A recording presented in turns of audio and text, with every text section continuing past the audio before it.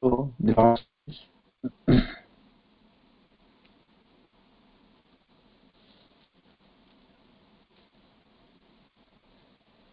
here he addresses Partha as, "O sinless," the person who has not committed any sins. He says, understand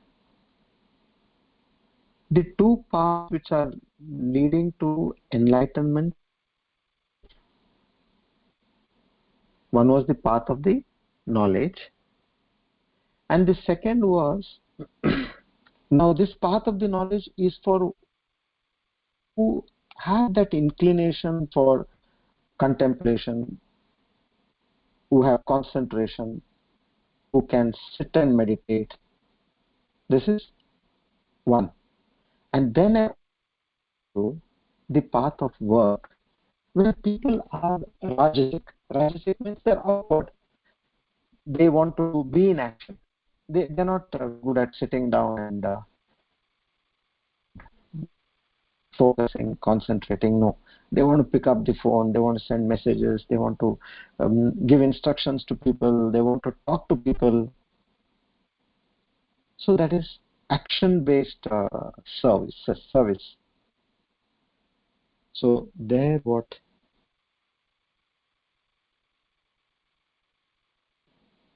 So for who is Sankhya, let them abide be in knowledge, because that's the path of knowledge talks about.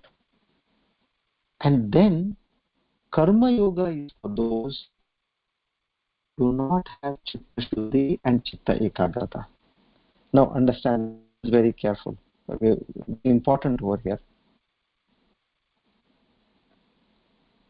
If you are not able, chitta shuddhi, chitta ekagrata is not to the mark.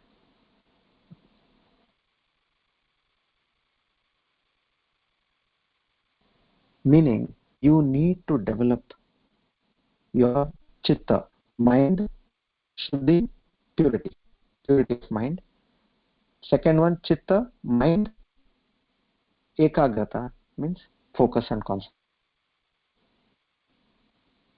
Now, how do I do this? Any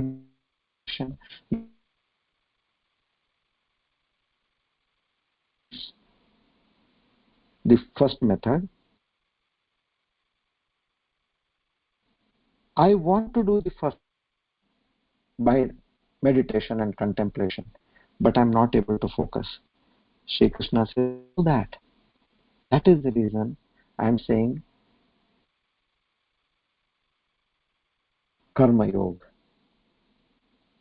Okay, if I do Karma Yoga, then how will I be able to meditate then?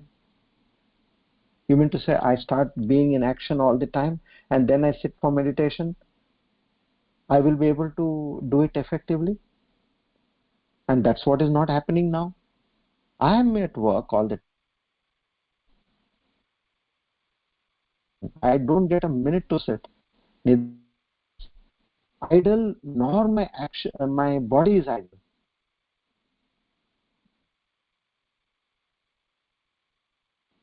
And you are saying you do Karma Yoga. Now,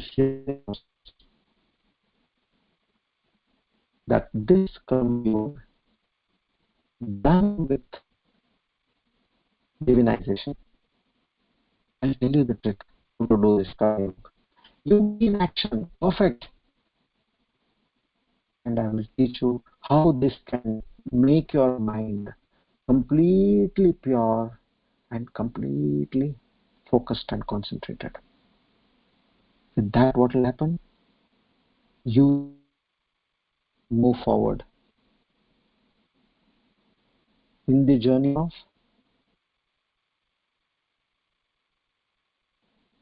otherwise you cannot. See, understand, like Sankhya Yoga, which is the yoga of contemplation, that is a higher level. Like you are getting an entrance into your your medical college.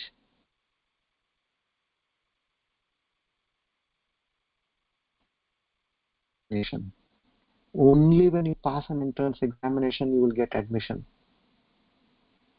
But if you are already into a medical college, then you don't need to pass an entrance examination. As simple as that. Or another way is the Sankhya Yoga is like Karma Yoga is like your primary, secondary, higher secondary studies. Without doing this, don't even think of graduation. You will understand nothing. You will come back. Assuming even though you get admission, I'm saying. These two paths. And knowing you, O Partha, you may have a pure mind. Fine, I know, because he's calling, see, there he refers to him as, oh, sinless. Hmm? See how Lord has communicated. See his communication skills, enormous. This statement, he calls him sinless, meaning should not misunderstand. Why? Because he is thinking, I need to do karma yoga and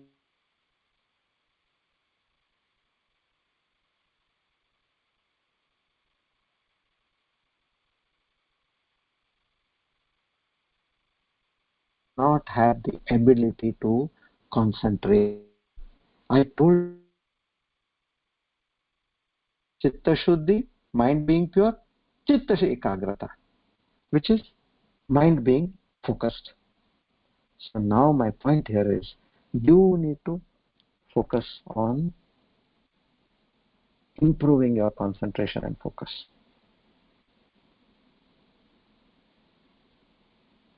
This is the best way forward for you. And Arjuna is keenly now listening. What is happening now? Where am I going? And then Shri next verse. Because he has to now start convincing Arjuna in various ways again. His intention is now and fight. The war should start. The intention he has in.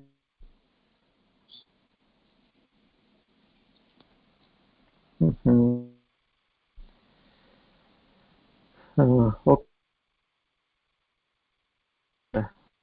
Now whatever we can do, we'll try to do. Oh my God. How is this happening?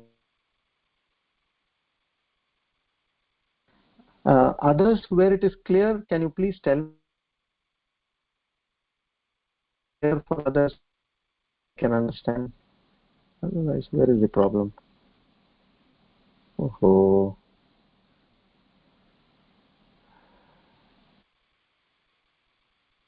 problem.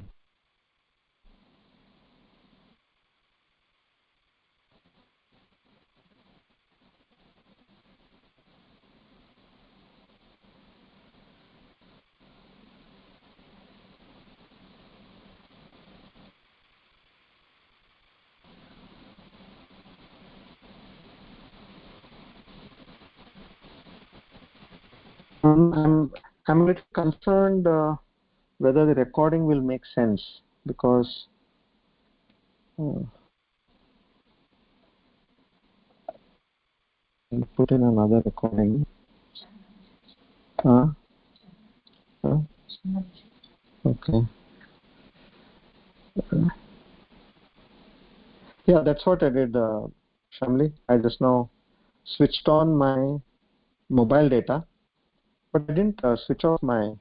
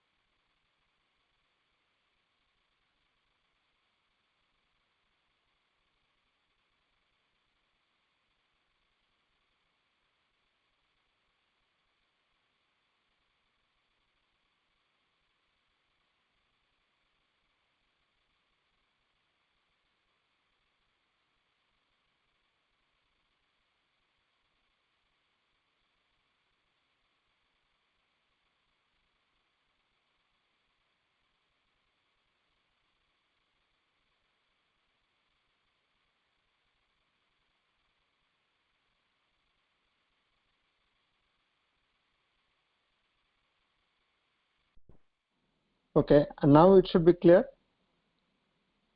Please check. Yeah. Okay. Fine. Okay. I think that worked. I completely switched off my Wi-Fi, and then you all feel, should I start from the beginning again? Just let me know if I have to start from the beginning. I don't mind. Yeah. Okay.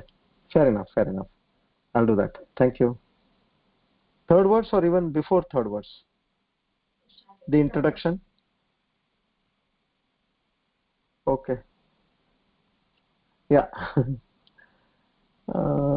Somebody is saying starting before 3 also. Okay, I'll do this. I'll start from the beginning. Okay. Now, okay, here we start.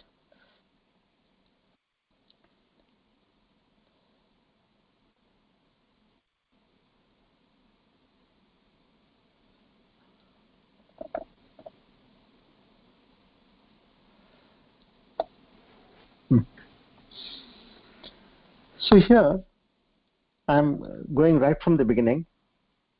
It doesn't matter. You should not lose track of what has been told. So here, chapter 3 is Karma Yoga, as we all know. And this is something which is very close to our heart and where we can relate. Being we are all into action, and action does not mean only body action. Even mind thinking is also karma action.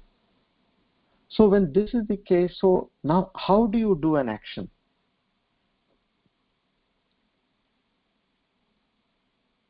How you mean to say, here are we going to learn what are the kinds of action,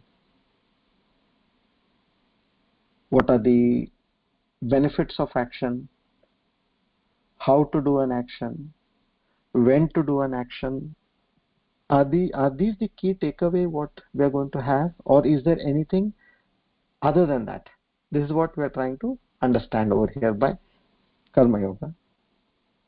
But what the Lord is trying to tell us is, indirectly, while he's advising Arjuna, he's trying to tell us, I am going to teach you, my beloved devotees, seekers, how you can divinize your action.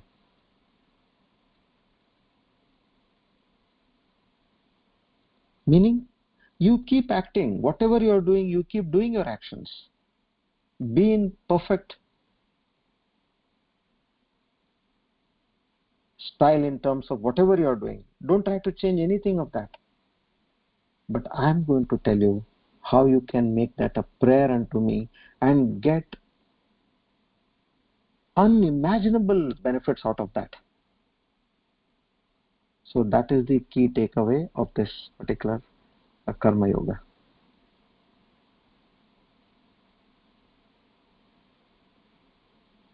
So the questions posed by Arjuna were, Shri Krishna, you know me very well.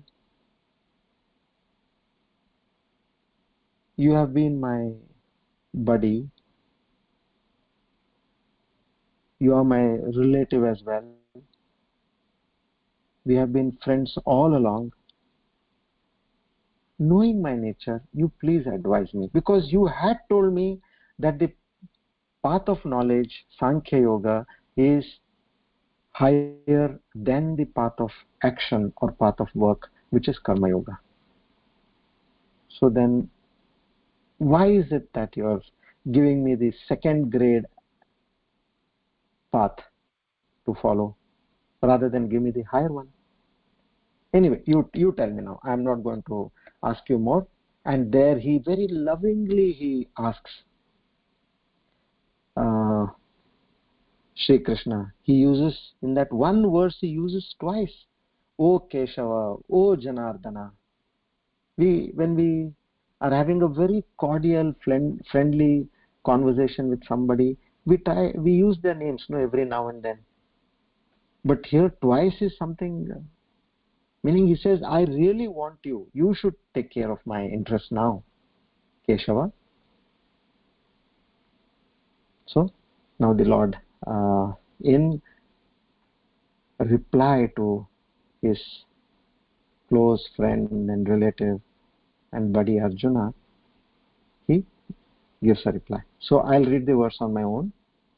Shri Bhagavan Uvacha Lokesmin Vividha Nishta Pura Prokta Maya Nagha Jnana Yogena Sankhyana Karma Yogena Yogina.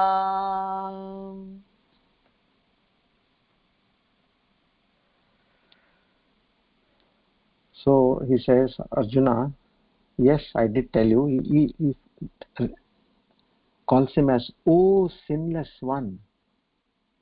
A person, you have not committed any sin. Sinless one. Now here again, this is a play of psychology. He's playing on the mind of Arjuna, because he knows that he has to put him down, but before that, he has a reason why he says this. See, as you look in depth, in this Gita, there are so many things which come out. And we'll get to know why he said this, oh sinless one. And he says, yes, there are two paths, Sankhya Yoga, which is path of knowledge, and Karma Yoga, which is path of action. And I also told you, both these paths lead to enlightenment. Not that only Sankhya will take you to enlightenment and Karma will not take you. No, it is not that. Both these paths are all leading to enlightenment only. So first be clear about that. By changing your path, your destination is not changing. He makes that very clear to Arjuna firstly.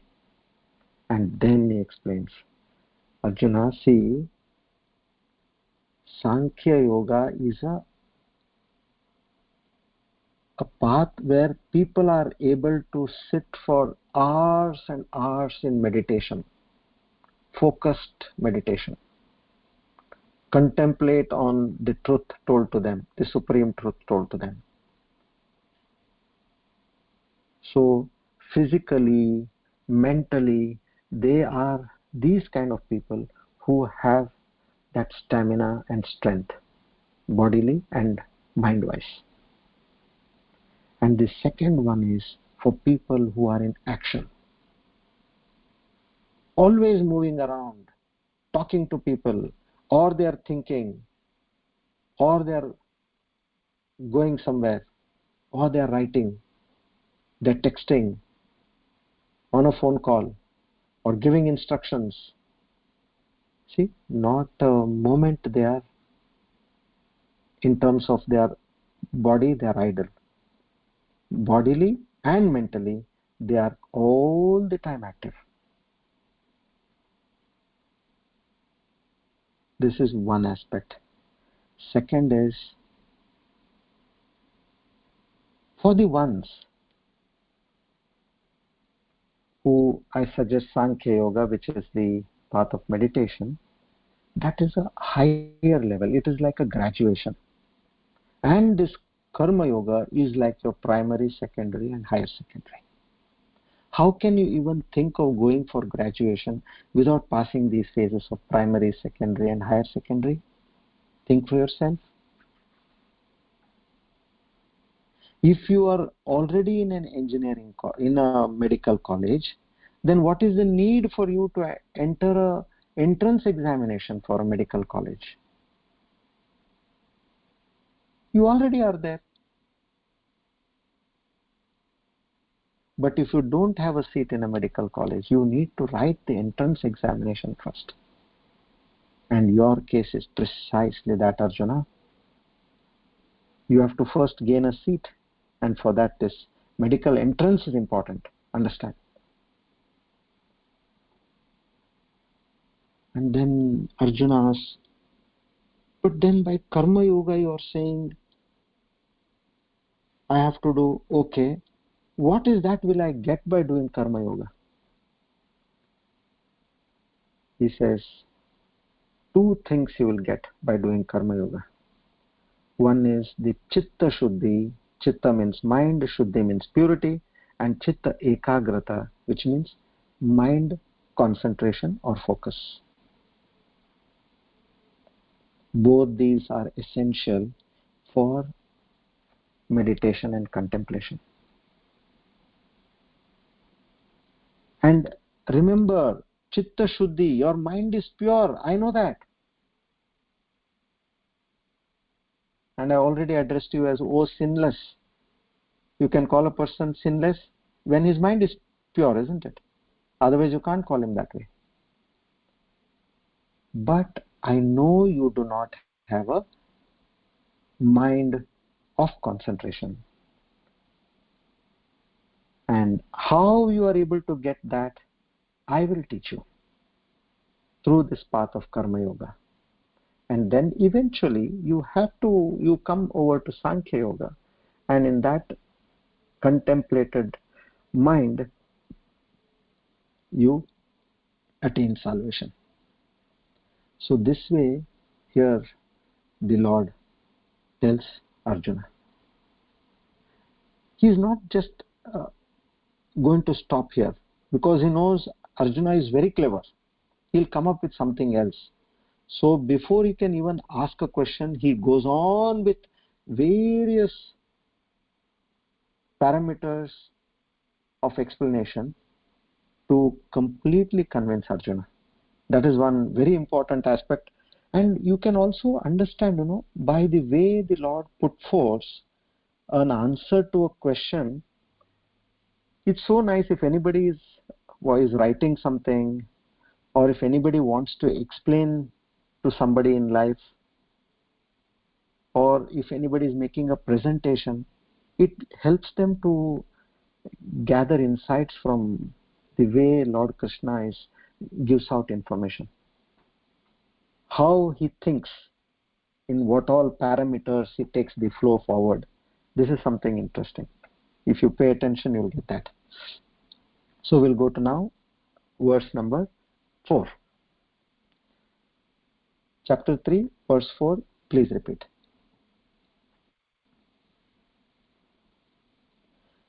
Na karmanam anarambhan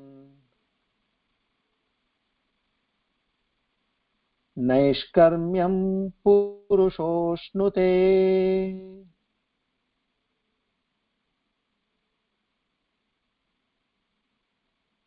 na cha sanyasanadeva siddhim samadhigacchati.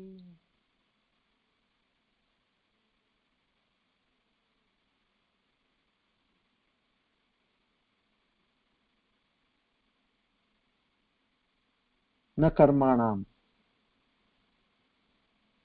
not of actions, anarambhat, by being away, naishkarmyam, freedom from karmic reaction, purusha, a person, ashnute, attains,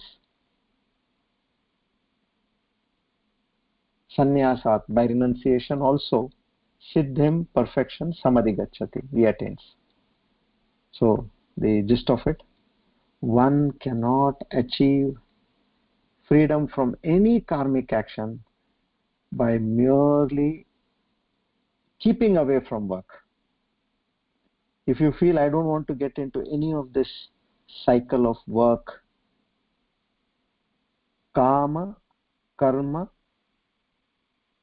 papa, punya, vasana, and bandhana. This is the chain. I explain. Kama, a desire. Then you, based on the desire, you perform an action, karma. Based on the karma, the result are two. Either it is papa or it is punya. And by that also you develop a tendency in your karana sharira, that is in deep within your mind, a liking or a disliking towards a particular action. And with that you are back into the cycle of birth and death. So here what they are trying to say, if at all you think, if anybody thinks, one cannot, he says. He doesn't say you, he says one cannot, any person cannot.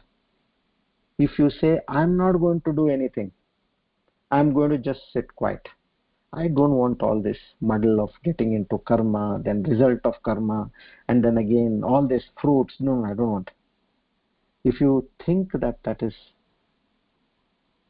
that way, you cannot attain this Sankhya Yoga or perfection of knowledge by mere physical renunciation. No. He makes that very clear to Arjuna. So he said that devotion without philosophy is sentimentality. Only devotion, but there is no philosophy behind it. It is sentimentality. We say, no, they are all senti. They're just doing devotion, but with what and how? And philosophy without devotion is intellectual speculation. Devotion without philosophy is sentimentality, and philosophy without devotion is intellectual speculation.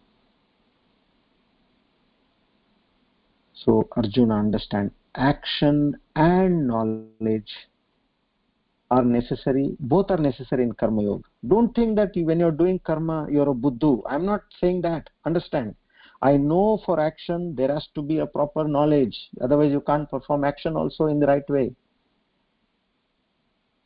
I'm not trying to say that you don't have an intellectual capacity. No, for karma yoga you also need knowledge, action based out of knowledge. And of course for Sankhya yoga you need also. The proportion varies in both these paths. How much of knowledge, how much of action you are doing, that keeps varying. That's all. Understand that.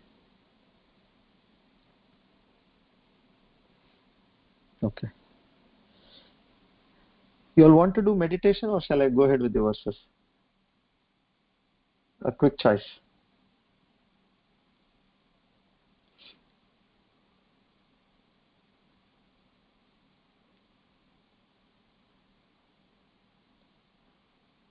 Okay, it's about verses. Okay, fine. Perfect. I thought the first 5. No, if we do one more verse, then we will hardly have any time for meditation. So I'll go with the verses. Yeah, I'll go with the verses.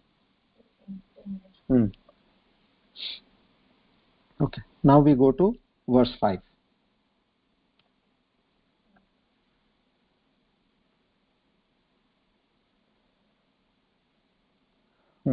Verse 5, please repeat. Nahi kaschit kshanamapi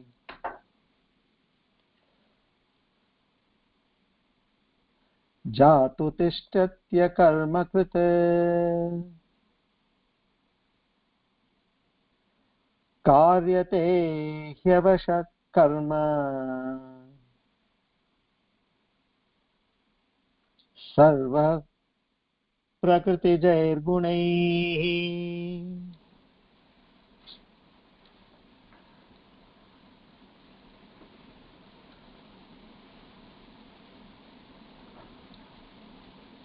Now here the Lord comes out with his statement.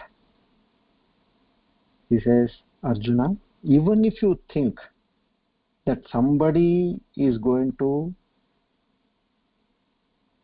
plunge into inactivity, not wanting to do anything, no one can ever remain without action, even for a moment.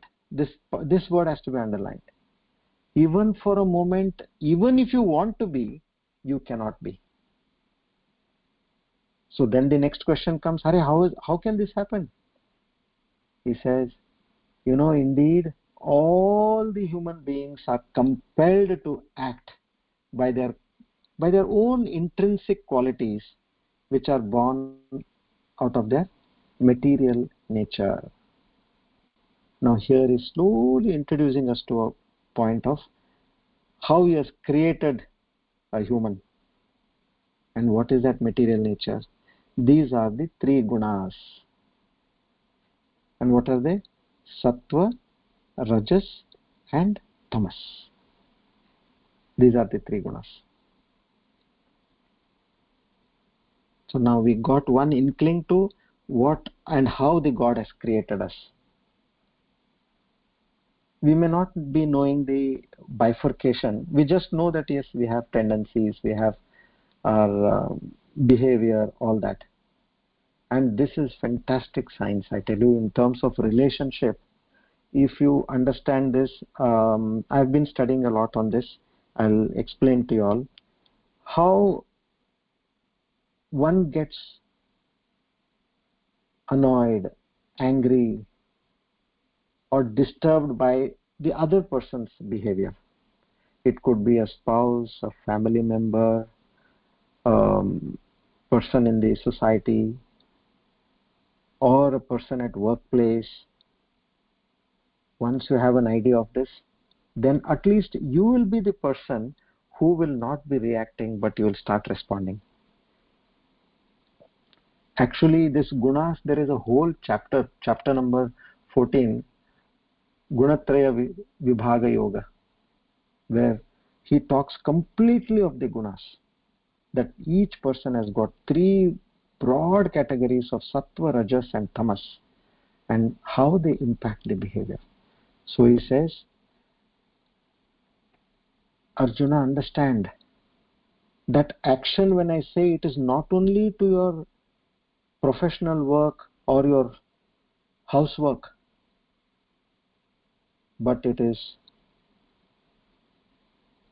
also with respect to your daily activities like eating, drinking, sleeping, waking, thinking. That also comes under activities. This is what you need to understand. So I'm saying inactivity is impossible, because at some point of the time or the other, the body, mind and tongue, everything is in action. Even if we simply sit down, that is also an action. If we lie down, that is an action. If we fall asleep, yes, the mind is engaged in dreaming. That is also an action. Okay, you say, what if I go into deep sleep? You mean to say your heart and bodily organs are not functioning there? That is also an action. So Lord Krishna says, by law of nature, it is impossible to reach a state of inactivity.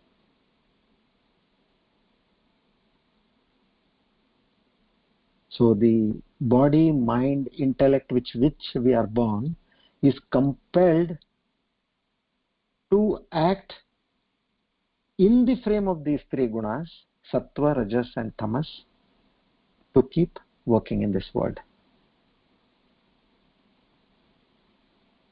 And this is also even explained in Srimad Bhagavatam. Nahi kaschit kshanamapi jatu tishtati akarmakrit. Exactly the same sentence of Bhagavad Gita. Okay. Now see, karyate hyavasha karma. This also is same. Only the difference is gunais swabhavikair balat. Here it is said sarva prakritir jair gunaihi. Here it is gunai swabhavikair balat. Meaning here everyone is forced to act by their mode of nature with which they are born. A brief idea of what this sattva, rajas and tamas means. Sattvic qualities are kindness, compassion, love, peace, and giving. These are all the sattvic qualities. Rajasic qualities are where you want to gain fame, you want to gain a name, you want to be in power, you want to possess things, you want to make more friends, filled with action, rajasic action. And tamasic action is where you are dull, lazy,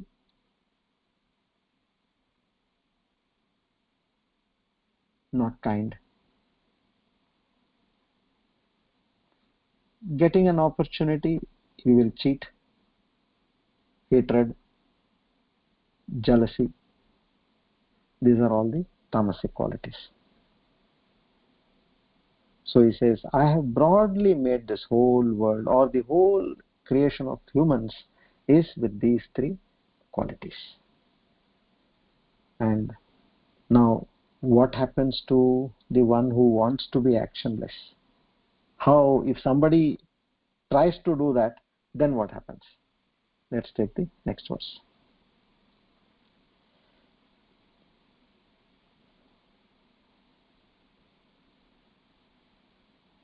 Please repeat after me. Karmendriyani sanyamya ya aste manasa smaran indriyathan vimudhatma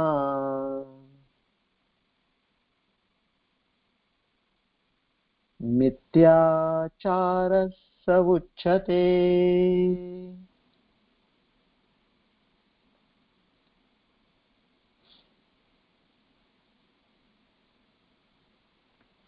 Here he says there are some people,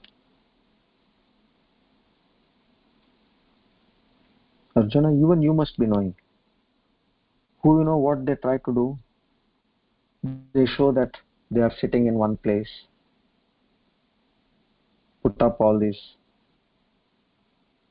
sacred clothes, restraining all actions, but all the time they are thinking of external objects of pleasure and senses. If you look at them, yes, they are perfectly in the right saffron robes, right atmosphere with all whatever paraphernalia they need to have on their body. They are depicting a perfect ascetic yogi. But you know what has happened? They are not able to control their mind. They are not able to control their senses. And Arjuna, this is a situation of hypocrisy. You may be attracted towards such kind of a life, of a yogi, a sannyasin, a sadhu. You may be attracted. And if one tries to get into that state, it will be hypocrisy. Why? Because your mind is not in a position to take this. How long you are going to sit peacefully with a focused mind?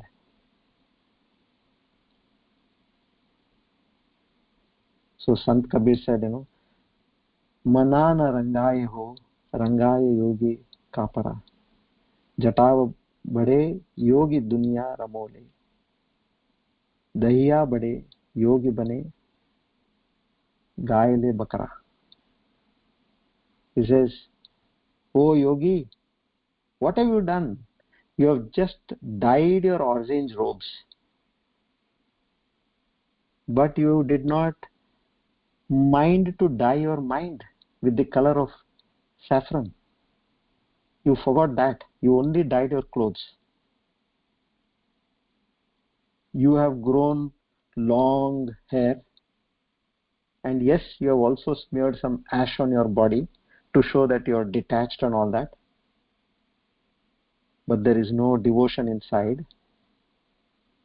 And you know the funny part is, you have also grown your beard, where you have some sprouted beard here and there, which is making you look like a goat. He says, hypocrites, this will be your state. So Sant Kabir, he sarcastically he has composed this verse to show how a yogi would be. And the Puranas again, they talk of a beautiful story. Two brothers, Tavrit and Suvrit. Now this is going to depict exactly about what is more important, your body presence or your mind presence. Okay. So both of them, they get to know that there is Srimad Bhagavatam discourse is happening in a temple in their town. So they say, yes, let's go. And they both start walking towards the temple. Now, as they were going towards the temple, suddenly it started raining heavily. With no sign of rain, it started raining heavily. So what anybody does is, when it rains without your pre-attention, you immediately look for a shelter. Where there is a covering, you want to go and stand below it. Correct? So what both of them, they run towards the shelter together, and there they see that it is a brothel where fine women are dancing, they're entertaining their guests, and these people and both these brothers land up there. Now the elder brother Tavrit, he says, "Ray, we were to go to the temple, as it is late." And he says, "No, I'm going." And he does not even wait for his younger brother to say yes or no. He sets off his journey towards the temple. Now the younger brother, his brother has already stepped 3-4 steps ahead. He didn't even wait for his yes or no. He looks inside. He said, "Arey, this is so nice. Why to get into this rain and all that? Let me sit here and enjoy the show." So now Suvrit is enjoying the show there, and Tavrit is reached the temple and is sitting listening to the Bhagavatam. Now what happens? Tavrit is thinking, "Arey yaar, where did I land? What is this Panditji saying over here? I'm not able to understand anything. My brother Suvrit must be really enjoying." He had some glimpse, no, what is happening there. Nice dance, music, and good food is being served, and everybody is in a joyful mood. So he's thinking about that. And here, Suvrit, who is in this place, he did watch for some time, and then he said, "Arey yaar, why did I remain in this house of sin yaar? My brother is so holy, see. He went there, he's sitting in the temple, and he must be really listening to this lovely stories of the Bhagavatam about Sri Krishna. They must be telling now how Sri Krishna did Kamsavad, what was his childhood like, how he was stealing butter, all that he's thinking. After all, what?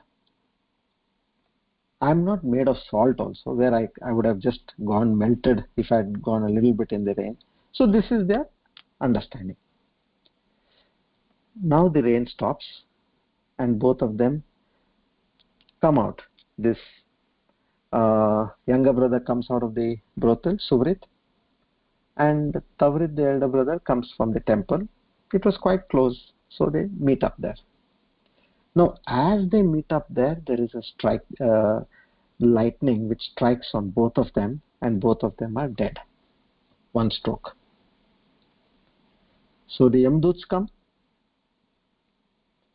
and they say, come along, and they're moving. So now here, Tavarit, who went to the temple, the elder brother, he's been taken towards the hell. And that Surit, who was sitting in the brothel house, he's being taken to heaven. Tavarit is saying, hey, my dear friends, Yamaduts, I think there is a gross misunderstanding here. I am Tavarit, who was at the temple. The Yamaduts said, hey, listen, we know our job well, but please don't tell us what to do. And we're taking both of you right. You were who was in the temple, you have to go to hell, and who was in the brothel house, now is going to heaven. We understand this, I'm making it very clear. Now, the point here we should understand is, although Surit, who was sitting in the brothel house, his mind was always longing to be at the Bhagavatam. He was thinking about Lord Krishna, about Bhagavatam stories. His mind was in the temple.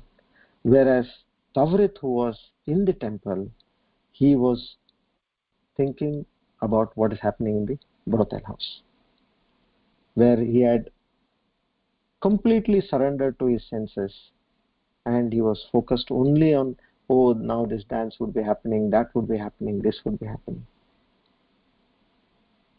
So this is where here, by this story, we can understand that your mind also plays a major role than your outside action. You may be sitting and doing like a sadhu, but your mind is somewhere else. You are a hypocrite. That is what the Lord uses this word as, a hypocrite. Mithyachara, that is the Sanskrit word. Mithyachara so uchyate. They are called as Mithyachara. Vimoodatma, they are the deluded. Okay.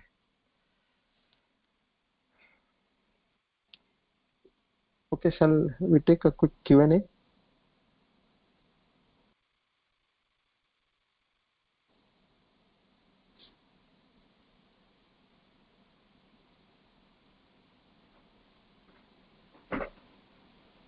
Anybody with questions?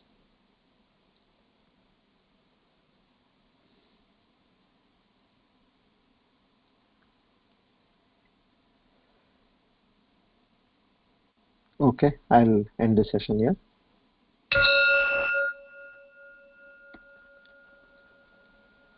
Om Purnamada Purnamidam Purnat Purnamudachyate Purnasya Purnamadaya Purnamevavashishyate. Om Shanti Shanti Shanti.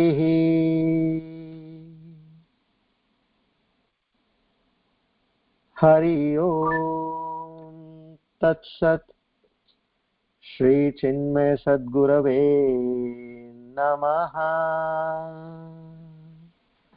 Shri Krishna Arpanamastu.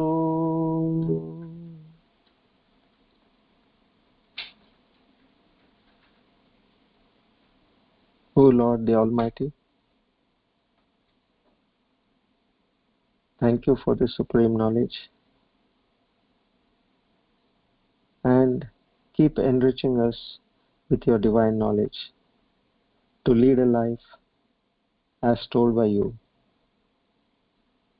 and eventually seek your grace and your feet. Our gratitude and humble salutations to the entire Guru Parampara. Om Tat Sat. So tomorrow, Sunday, please relax and study, revise, whatever you feel like, and make questions if you all have, and we'll take it forward. From Monday onwards again, same time. It was really nice. Thank you for being a part of this wonderful journey. Happy weekend to all of you.